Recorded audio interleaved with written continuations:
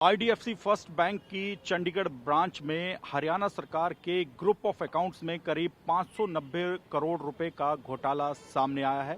हम इस वक्त चंडीगढ़ के सेक्टर 32 में मौजूद हैं। मेरे पीछे जो आप ये आईडीएफसी फर्स्ट बैंक की ब्रांच देख रहे हैं, यहीं पर बताया जा रहा है कि 590 करोड़ रुपए का एक घोटाला सामने आया है, जब हरियाणा सरकार के एक विभाग की तरफ से अपने अकाउंट को बंद करने और अकाउंट का पैसा दूसरे खातों में ट्रांसफ़र करने की यहाँ रिक्वेस्ट आई। तब बैंक ने अपना इंटरनल ऑडिट किया, तब ये पता लगा कि बैंक के कुछ कर्मचारी ही इस फ्रॉड में शामिल थे और 4 कर्मचारी हैं जिनको सस्पेंड कर दिया गया है और उनके खिलाफ विभागीय कार्रवाई बैंक की तरफ से शुरू की गई है। खुद ही स्टॉक एक्सचेंज को बैंक के द्वारा इस फ्रॉड की जानकारी दी गई है, जिसके बाद आईडीएफसी बैंक के जो शेयर हैं वो शेयर मार्केट में करीब 20% तक नीचे आ गए हैं। इस पूरे मामले को लेकर बैंक ने पुलिस के पास शिकायत भी दर्ज कराई है और हरियाणा सरकार को भी पूरे मामले की जानकारी दी गई है। जो पूरा फ्रॉड है वो करीब 590 करोड़ का बताया जा रहा है। बड़ी बात यह है कि इस पूरे मामले को लेकर हरियाणा सरकार पर भी सवाल उठ रहे हैं कि एक प्राइवेट बैंक में इतने खाते खुलवाकर इतनी बड़ी रकम यहाँ पर क्यों रखी गई।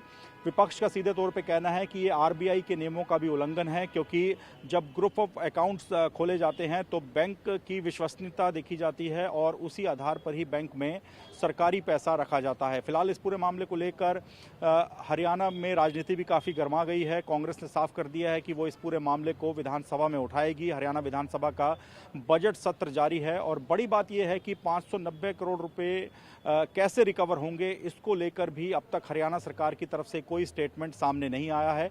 हरियाणा सरकार जांच की बात कह रही है, लेकिन ये पैसा कैसे रिकवर होगा, कैसे बैंक से इसकी रिकवरी की जाएगी, ये तमाम ऐसी बातें हैं जिनका अब तक कोई भी जवाब हरियाणा सरकार की ओर से नहीं मिल सका है। लेकिन ये अपने आप में बड़ा मामला है, जहां पर एक बैंक में इस तरह से बैंक के कर्मचारी फ्रॉड करते हैं और एक आशंका ये भी है कि हो सकता है कि हरियाणा सरकार के जिन अलग अलग डिपार्टमेंट्स का पैसा यहाँ पर रखा हुआ था, उनके भी कुछ अधिकारी या कर्मचारी इस फ्रॉड में शामिल हों। इस एंगल पर भी पूरे मामले की तफ्तीश की जा रही है और हरियाणा सरकार के जवाब का भी इंतजार किया जा रहा है कि इस पूरे मामले पर हरियाणा सरकार आखिरकार क्या सफाई देती है। इस पूरे मुद्दे पर बात करने के लिए हरियाणा कांग्रेस के सीनियर विधायक और पूर्व मंत्री अशोक अरोड़ा साहब मौजूद हैं। सर, इस पूरे स्कैम को आप कैसे देखते हैं और आपको लगता है कि ये सिर्फ बैंक कर्मी ही कर सकते हैं या फिर हरियाणा सरकार के भी कुछ अधिकारी या कर्मचारी शामिल होंगे? इसमें जांच का विषय है। तो मेरा एक मानना है कि जब सरकार को आरबीआई की तरफ से डायरेक्शन है कि सरकार का पैसा केवल सरकारी बैंकों में जमा कराया जाए, तो जिन अधिकारियों ने ये मिली भगत करके अपने निजी स्वार्थ के लिए प्राइवेट बैंकों में पैसा जमा कराया है, उनके खिलाफ कार्रवाई होनी चाहिए। क्योंकि आखिर सरकार का जो पैसा होता है जनता का पैसा होता है और जनता के पैसे को कोई ऐसे लूटते तो कैसे बर्दाश्त होगा।